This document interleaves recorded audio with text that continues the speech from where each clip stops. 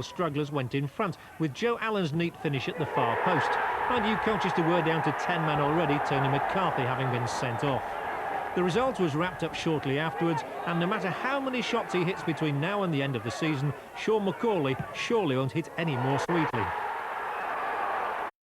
Fight-back number 2 for the region came at Victoria Park. Twice Hartlepool were trailing against Mansfield. Hull's first equaliser came from Mark Cooper, one each at half-time. Keith Houchen's team went behind again on 66 minutes. This time the chance of a leveller came from the penalty spot. Joe Allen stepped up, but keeper Ian Bowling guessed right and was correct.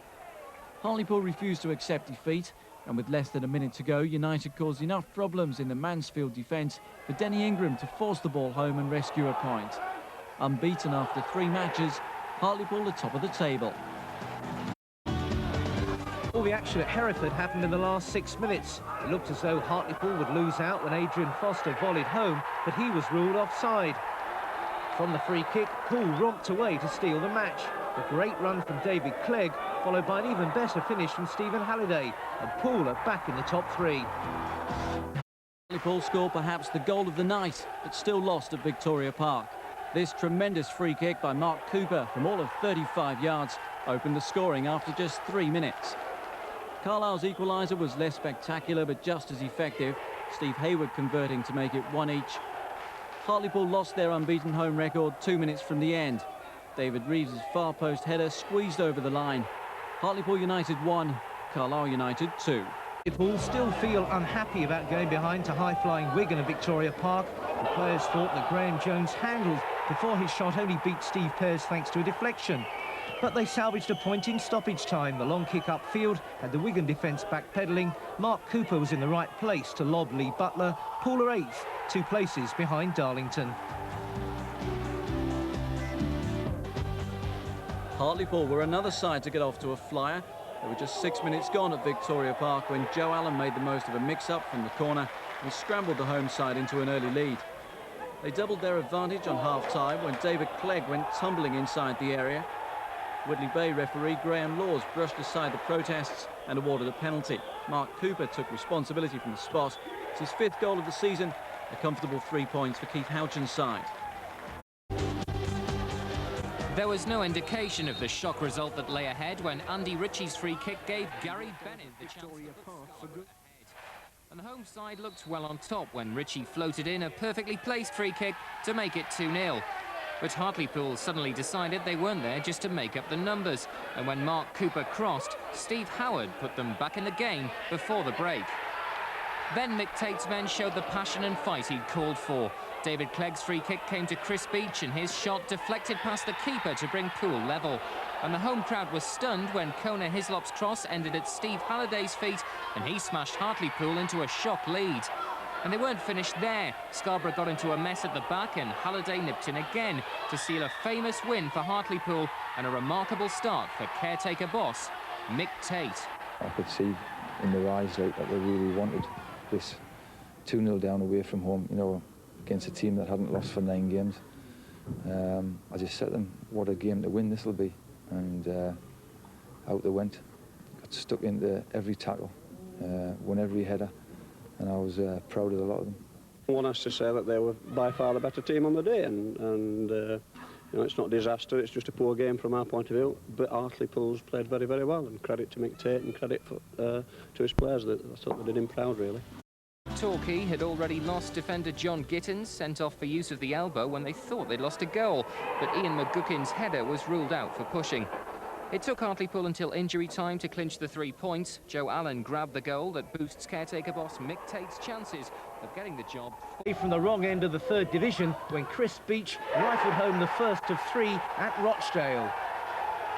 Joe Allen's partnership with Steve Howard up front is beginning to reap rewards. The former Newcastle man helped set up Howard for Poole's 2nd. Then the big number 9 played his part in making the opening for Allen to fire home from a narrow angle. Rochdale pulled one back, but another away win for caretaker manager Mick Tate. Darlington and Scarborough all fell victim to the weather. Hartlepool were falling victim to Warren Joyce's unmarked header. And by a quarter past, probably wishing their match match against Hull City had been postponed. Chris Beech was the only man to test the Hull keeper before the break. Aidan Davison didn't look confident with the long ball in. It slipped from his grasp and just past the post. Poole came to life in the second half and were back in the match thanks to a fierce shot from Beech. His name went onto the score sheet, but the ball clearly took more than a slight deflection. And Hull defender Mark Greaves takes the credit for an unstoppable own goal. His header made it 1-1. Mick Tate's team had the chance to take all 3 points, but they were denied by another Hull defender, Gregor Rioch.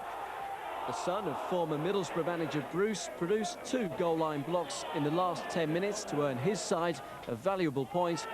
1-1 was the final score at Victoria Park. Pointing Derby crowd of just 1,800 saw player-manager Mick Tate come close to giving Poole an early lead. But from the corner, Mark Cooper nipped in at the near post for his 9th goal of the season. 1-0 after just 11 minutes. From then on, though, it was all Scarborough, but they just couldn't find a way past Poole keeper Paul O'Connor. That save was from Stephen Brodie, and with Poole chasing their first win since the turn of the year, O'Connor came to the rescue again, keeping out first Jason Rockett and then David Curry. Scarborough's Mark Wells took out his frustration on John Sunderland. Poole coach Brian Honour wasn't amused. It ended with yellow cards all round. Scarborough kept pressing and Brodie hit the post, but somehow Poole held on.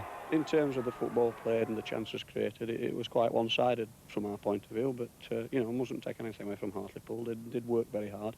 But it is a day when you go home and think, well, flipping heck, how did that happen?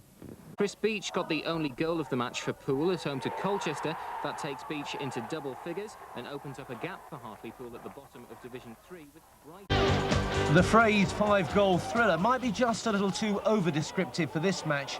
Poole came out on top, but despite a flying start from Paul Baker in the second minute, they didn't dominate or capitalise. Paul Buckley levelled it for Colchester from the penalty spot, a harsh decision against Denny Ingram moments earlier. The crowd didn't like it. Then came a seesaw 7 minutes just after half-time. Ingram it was who chipped in for Joe Allen, back up front with Baker to beat the offside trap and head home.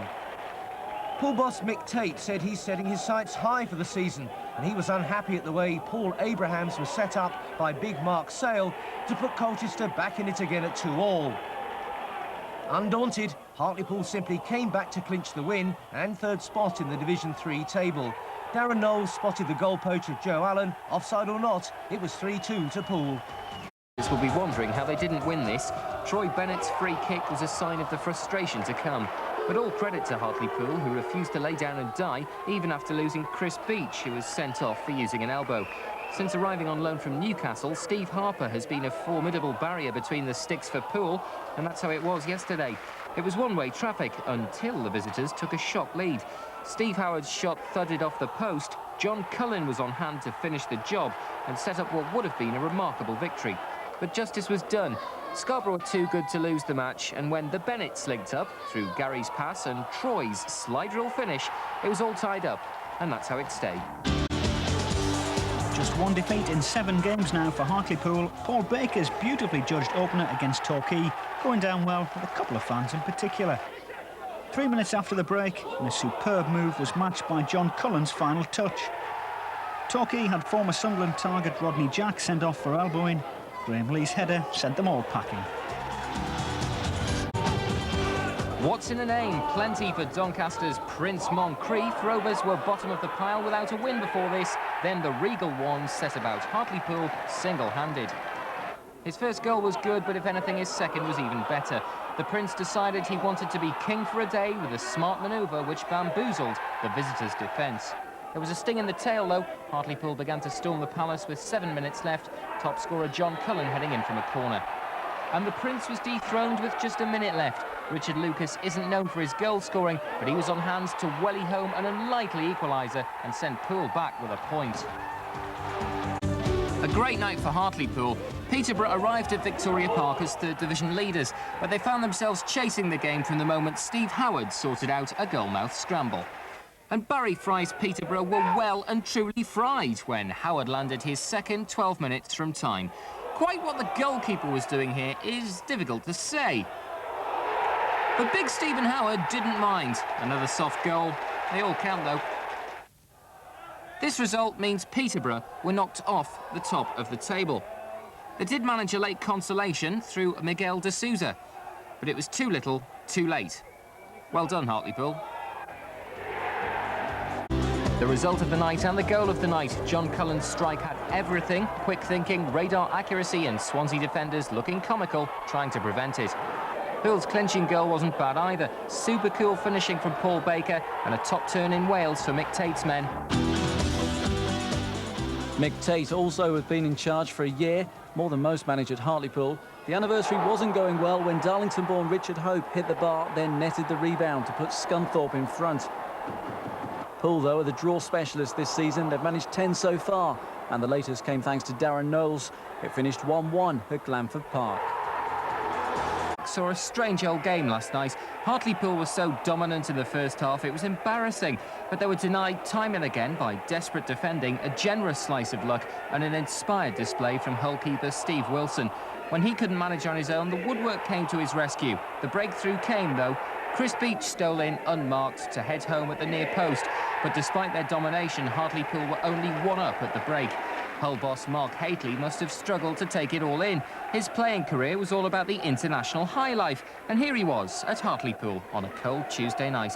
But he must have said something right. Hull were back on level terms when Warren Joyce floated home a belting free kick. And it got worse. Newcastle fans may remember Welshman Glyn Hodges, who briefly played at St James's Park in the bleak pre-Keegan years. He's at Hull now, he's getting on a bit, but he doesn't miss chances like that. Poole tried to fight back, but Steve Wilson was looking in unbeatable mood. The match moved deep into injury time. Hartlepool were down and out. There was no way back, all hope had gone. Then up popped Richard Lucas with the sort of scruffy goal you only ever get in the last minute, and Hartlepool escaped. 4 games all season, but they'd won only once away from home before they cashed in on Colchester's problems. Norwegian international Jan Ove Pedersen is a touch of real class in midfield, and it was his vision that set up Poole's opener for Ian Clark, his second goal for the club in only his first full game. And it was Pedersen again who laid on number 2. No way the Colchester defence was going to catch him, and no mistake with a finish from Steve Howard. A reward for these fans. Poole needed a win badly, so a game against Doncaster was just what the doctor ordered. Rock-bottom Rovers have written the book on conceding absurdly soft goals this season. Ian Clark, a former Doncaster player, must be glad he left. It took Poole until the last 10 minutes to put the visitors out of their misery. A bit of pinball on the goal line before Russell Bradley suddenly realised that it was a day to take advantage of. Minutes later came the icing on the cake. Doncaster's efforts at defence completely disappeared, and Stephen Howard was on hand to roll one in from close range. Rovers got a consolation straight after. Zeke Rowe with a touch of the Marco van Bastens, but it was far too late. Doncaster are on football. Here's something we haven't been able to bring you for quite a few weeks, the Hartlepool home win. Well, things didn't look too promising when Swansea went in front through Steve Watkin after just 11 minutes. Stephen Halliday's found it hard going this season, but there are times when you wonder what he's doing down in Division 3, and this was one of them. A great finish to level it up right on half-time. The game was won and lost inside 16 second-half minutes. Craig Midgley's £10,000 move from Bradford City went through on the morning of the match, and his final ball teed up a 20-yarder for Graham Lee. The Welsh were level, though, when Martin Holland flapped at a right-wing corner, Keith Walker whacking it in to make it 2-2. But another Midgley cross found Lee once again in the centre. Keeper Chris Freestone couldn't quite keep the header out. The Swans were all at sea as Poole wrapped it up just past the hour. Chris Beach with the shot on the turn. They're 6 points short of the playoffs, but Mick Tate's men haven't given up hope yet.